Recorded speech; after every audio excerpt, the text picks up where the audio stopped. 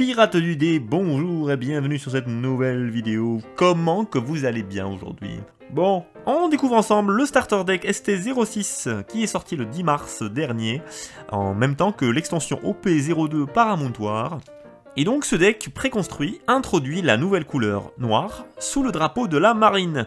Absolute Justice, comme on peut voir marqué sur la petite boîte, avec en leader Akainu.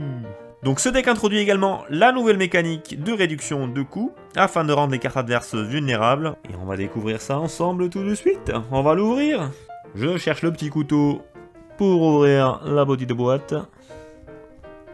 On va essayer de faire ça délicatement. Hop, on a la petite boîte avec les dons en premier cette fois-ci. Ah, c'est drôle. Avant, c'était les leaders qui apparaissaient en premier. Tac, on a la petite boîte. Donc, on retrouve les règles du jeu. Comme d'habitude, le tapis de jeu en papier. La petite boîte avec les cartes dedans. On va sortir tout ça. Alors, on va retirer les dons dans un premier temps. On retrouve nos 10 dons. Hop. Et on commence tout de suite avec le leader, qui est juste magnifique. Sakazuki de la marine. La carte est sublime. Ah ouais. Je sais pas si on arrive à bien voir les effets, est juste sublime. On dirait une carte alternative. La carte est vraiment belle. Donc Sakazuki, notre leader. Notre leader de 5000, qui fait partie de la marine, du coup, Navy. Son effet principal, une fois par tour, pour 3 dons qu'on met en mode passif, on défausse une carte de notre main, et on peut détruire un personnage d'un coup de 0 ou moins. Alors 0 ou moins, vous allez me dire qu'il n'y a pas de carte de 0 ou moins, c'est toute la nouvelle mécanique de ce deck noir, en fait, de réduction de coûts, afin de rendre en gros les cartes adverses vulnérables à des effets, comme celle du leader par exemple. Donc il va pouvoir détruire toute carte de 0. Il y aura bien sûr d'autres cartes qui auront cet effet-là. Le leader, malgré la qualité visuelle de l'artwork, je pense que c'est pas le leader le plus fort en noir. On va lui privilégier peut-être Smoker ou Zephyr, qui sont moins gourmands en termes de ressources. Mais en tout cas, la carte est juste magnifique. En x2, on va retrouver notre première super rare, Smoker, qui pareil est juste sublime.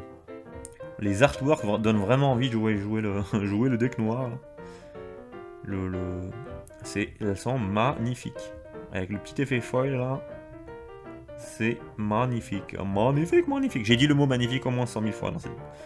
Et alors, Smoker, coup de 5, puissance de 7000. Ce personnage ne peut pas être détruit par des effets. Alors rien que ça, c'est super fort, c'est très très fort. Donc pas de carte event du style Jet Pistol pour le détruire. Si on joue contre des noirs, justement un autre deck noir, bah on n'est pas vulnérable aux effets des coups, des réductions de coups. Et donc Sakazuki ne peut pas nous détruire. C'est très très fort. Et donc elle a un effet en plus pour Don x1. S'il y a un personnage d'un coup de 0 sur le terrain, ce personnage gagne double attaque. Donc en plus de son premier effet qui est déjà très très fort, il peut gagner double attaque. Vu que la mécanique du deck marine, ça va être la réduction de coûts, donc il y aura forcément des synergies qui vont faire qu'il y aura des cartes adverses avec un coût de 0 sur le terrain. Et donc pour Don x1, on peut choper double attaque avec Smoker. C'est très très fort et on l'a en x2, Smoker. En x2 également, on va retrouver notre deuxième super rare. Et ce n'est autre que Monkey D. Carp. Coup de 5, puissance de 6000. Garde qui fait également partie de la marine. Son effet principal, on peut défausser une carte depuis notre main et mettre en mode passif ce personnage. Et en faisant ça, on peut détruire un personnage adverse d'un coup de 4 ou moins. C'est très très fort ça aussi. Le seul hic bien sûr de ça, c'est que cette carte ne peut pas attaquer le tour où on utilise cet effet là. Mais du coup, pour un coup 4 ou moins, donc de base, on pourra détruire la majorité des bloqueurs par exemple. Mais en plus, avec l'effet des autres cartes noires, où on pourra réduire de grosses cartes 7, 8 à 4, c'est très très fort. Et vu que c'est une Activate Main, donc on peut jouer la carte, la poser sur le terrain et utiliser son effet tout de suite. Donc c'est plutôt cool. Donc première commune du deck, en x2, Kobe. avec un coup de 1 puissance de 2000, avec un effet de compte de plus 1000. Quand on joue Kobe, on peut défausser une carte de notre main, et on peut détruire un personnage adverse d'un coup de 0. Mais comme on peut le voir là avec entre Garp, Kobe et le leader Sakazuki, l'une des grosses problématiques du deck noir aujourd'hui, ça va être les ressources, c'est-à-dire les cartes en main. Vu qu'on va se retrouver pas mal à défausser des cartes, il faut faire attention à ce qu'on détruit parce qu'on risque de se retrouver sans ressources. Donc c'est très fort, mais à consommer avec modération quoi. En x2 Kobe. Première vanilla en x4, c'est Django. Donc classique, une vanilla, coup de 1, on retrouve le ratio classique, coup de 1 puissance de 3000 avec un effet de compte de plus 1000. Donc vanilla, donc rien à dire de particulier. Ce qu'on va voir avec les cartes vanilla de ce deck, et contrairement aux 5 premiers starter deck d'ailleurs, il n'y a plus les petites zones de texte jaunes dégueulasses qu'on retrouvait, les espèces de zones de texte vides. Donc là c'est cool, on a des vanilla en full art en fait. Fini les rectangles jaunes.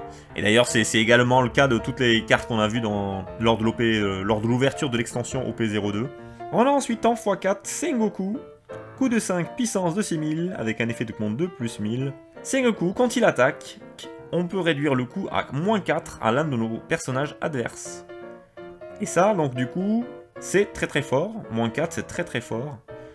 Donc mixé avec Garp par exemple, on réduit à -4 un personnage par exemple d'un coup de 8, donc un kit de 8 par exemple. Et avec Garp, on peut tout simplement le dégager. Donc Sengoku baisse le coût à 4 et Garp le dégage. Donc les synergies sont très fortes. Après, ça a un coût. Les cartes ont un coût de 5. Mais une fois qu'on est en place, ça peut être très très très fort. On a ensuite Tashigi, coup de 3, puissance de 4000, avec un effet de compte de plus 2000. Donc carte très intéressante, ne serait-ce que pour son effet de compte de plus 2000. Donc elle a un effet principal, on peut mettre ce personnage en mode passif, et on peut réduire le coût d'un personnage adverse de -2 durant ce tour. On va l'utiliser principalement pour son effet de compte de plus 2000, puis si besoin, si on n'a pas les cartes qu'il faut, et qu'on veut détruire absolument une carte adverse, bah c'est cool, avec cette carte-là, on va pouvoir la poser, utiliser son effet, réduire le coût à -2. Il me semble que Tashigi est utilisé dans les decks méta noirs d'ailleurs. C'est très très fort. Et on a ensuite Tsuru, qui va être notre bloqueur de ce deck. Tsuru qui a un coup de 2 puissance de 2000, avec un effet de compte de plus 1000. Donc elle fait partie de la marine et c'est donc un bloqueur de 2. Tsuru, on l'a en x4. On a ensuite Ina, coup de 3 puissance de 5000, sans effet de contre. Qui a d'ailleurs, elle a un bon ratio 3-5000 mais pas d'effet de contre parce qu'elle a un effet. Quand on la joue, on peut tout simplement baisser le coût d'un personnage adverse à -4. Ça c'est très très fort. Ça nous fait un personnage... vu que c'est un effet on-play, donc on la joue, ça nous fait un personnage qui pourra attaquer le tour d'après. Et on réduit tout de suite le coût à -4. Donc Ina, très sympa. Ina qu'on a en x2. On a ensuite Full Body. Une vanilla de coup de 2, avec une puissance de 4000, un effet de compte de plus 1000, et qui fait partie également de la marine. On l'a en x4.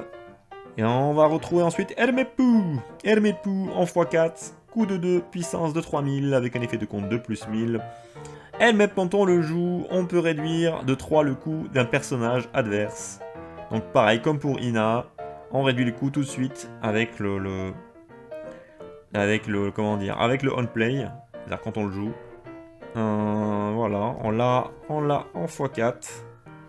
Les artworks sont vraiment très jolis. Et le map est très beau. On a ensuite Momonga, une carte vanilla, un coup de 4 puissance de 6000, donc une grosse carte, grosse puissance. Counter avec un effet de contre de plus 1000. Donc c'est une carte vanilla qu'on va retrouver en x4. Encore une fois, on a les full art, c'est vraiment cool. On a ensuite T-Bone, coup de 3 puissance de 5000 avec un effet de compte de plus 1000. Donc pareil, c'est une carte vanilla qui est très jolie. On l'a en x4. On a ensuite notre premier event. Et quel event? Coup de 2, Shockwave. Shockwave, donc du coup c'est un counter. Donc elle a un effet de contre. Donc un de nos personnages ou leader gagne plus 4000 durant ce tour. Puis on détruit un personnage adverse actif d'un coup de 3 ou moins.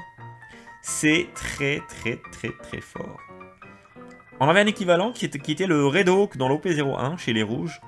Donc il donnait plus 4000 et qui pouvait détruire un personnage d'une puissance de 4000 ou moins. Alors l'inconvénient des puissances 4000 ou moins, c'était que l'adversaire pouvait donner des dons à ses personnages et du coup l'effet ne pouvait plus être actif. Contrairement à celle-ci du coup, qui détruit les cartes au coup et non pas à la puissance. Ce qui la rend très forte. Parce qu'il n'y a pas de... En tout cas pas pour le moment, on n'a pas de carte qui augmente le coût des cartes. Donc Shockwave, elle est en x2. Idéalement, il faudrait l'avoir en x4 dans tous les decks. Noir en tout cas, c'est très fort. Et elle a également un effet trigger. Donc pour rappel, effet trigger, quand on récupère une carte de nos points de vie, on peut détruire un personnage adverse d'un coup de 4 ou moins, tout simplement. C'est super fort. Même son effet trigger est super fort. On a ensuite Great Eruption. Great Eruption. Donc deuxième carte event, Great Eruption, coup de 1. Son effet principal, on pioche une carte, puis on réduit de 1 le coût d'un personnage adverse. Et elle a également un effet trigger. Donc l'effet trigger, l'adversaire choisit une carte qu'il défausse de sa main. L'artwork est super beau. Et c'est une carte qui n'est pas beaucoup utilisée, mais qui, en tout cas, elle a du potentiel. Le fait de pouvoir piocher une carte et de réduire d'un coup de 2 un personnage adverse, pourquoi pas. C'est une carte qu'on a en x2. Dernière carte event, Whiteout, d'un coup de 1. C'est un effet de contre. Un de nos personnages ou leaders gagne plus de 1000 durant ce combat. Elle a également un effet trigger. On peut piocher une carte et aucun de nos personnages ne peut être détruit durant ce tour. Et alors, c'est une carte où je suis un peu mitigé, parce que son effet principal est très faible, parce que c'est qu'un plus 2000 en effet de contre. On va lui privilégier des cartes personnages avec des effets de contre de plus 2000. Par contre, effectivement, son effet trigger est très fort. On pioche une carte, et en plus, aucun de nos personnages ne peut être détruit durant ce tour. L'effet trigger est certes très fort. Maintenant, les chances de la piocher comme ça, je pense que ça reste un peu faible quand même. Si un jour on a des cartes comme le type jaune où on va pouvoir jouer avec les points de vie, cette carte pourra devenir méta peut-être. Mais là comme ça, non, c'est pas super fort. Dernière carte du deck, une carte stage, qui n'est autre que le quartier général de la marine. Donc bel artwork avec quartier général, c'est super chouette. Donc cette carte, quand on la joue, on réduit le coût de 1-1 d'un des personnages adverses. Puis son effet principal, donc une fois, on va dire une fois par tour en fait, on met cette carte en mode passif. Et si notre leader A est de type Navy, donc de type marine, on peut réduire encore une fois, on réduit le coût d'un personnage adverse de -1 durant ce tour. Donc une fois par tour, on peut réduire le coût à -1 d'un des personnages adverses. Donc stage forcément qui a une synergie avec que ce soit avec le leader ou toutes les cartes noires. Donc intéressant, là en x2. Donc à voir donc durant l'OP02 si cette carte est utilisée ou pas. Pour le moment pas trop je pense, mais why not. Voilà, ce sera tout pour la présentation du Starter Deck 06. Donc j'espère que ça vous a plu. On a vraiment un très beau Starter Deck. Les artworks sont magnifiques, notamment du leader Sakazuki et Smoker, que je trouve sublime, juste sublime.